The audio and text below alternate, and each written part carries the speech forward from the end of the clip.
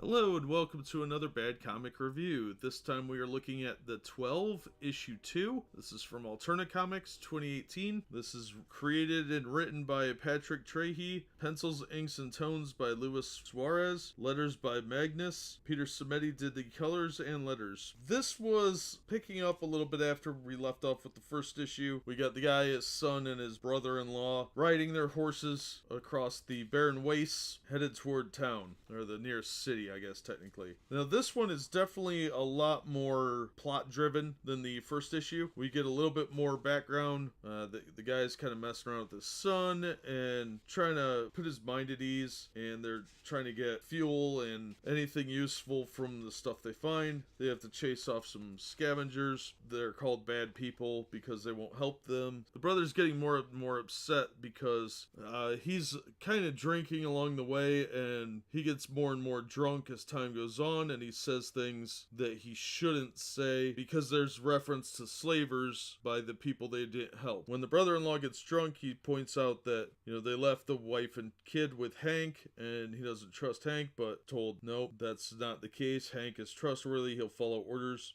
And that's when, while he gets really wasted, he lets slip that Caleb was actually part of a slaving group. And that's where his wife and his now brother-in-law came from. They were slaves of his. And Caleb doesn't take kindly to that, so he starts beating on the drunk. And he says, you don't know what you're talking about. And he's like, yes, I do. She stayed because she was pregnant, and that's the only reason you kept her. She says she loved you because it was better than being raped and beaten every day. Well, this argument lets some thugs get the drop on him, and it turns out they're part of that group that had raided their house. But Caleb manages to grab a pistol and take care of business, and he has to deal with the consequences of that. Eli is very upset that his dad is obviously a former slaver, and Alvin the drunk comes too, and he tries to make amends, but it's kind of late in the game. And as they're riding, they come across some ruins, and that is where they're going. It's about 30 miles away, and it just says Promised Land.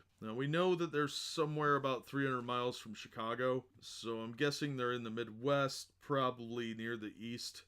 There's a lot more major cities east than there are further out in the Midwest. So it's an interesting story. This one definitely revealed a lot of information, and that's why it's called Innocence Lost on the cover. And I think that that's very, very accurate. It's kind of depressing that this came to pass and that Eli found out this way that his mom was in fact a slave, and so was his uncle. And the only reason that their dad kept them around is because he had made the woman pregnant. So it's a pretty harsh reality the kid has to face, and it's a really grim future that's ahead of them. It looks like this takes place at, well, it said at least 15 years, but I think it's closer to 20 or 30 years since everything fell apart through whatever happened. And it looks like we see some bomb craters, so there's obviously some kind of major conflict, whether it was a war or just civil unrest, but it was most likely a war. I would definitely recommend this book. It's very interesting, and it really picked up with issue 2. Issue 1 I did like, but it was a much faster read, and this one we actually get a lot more detailing, even though it takes place over the course of just a day or so. We get a lot more background information and a lot more detailing about what's going on with this family dynamic. So I highly recommend this series. Alterna puts out some really interesting stuff.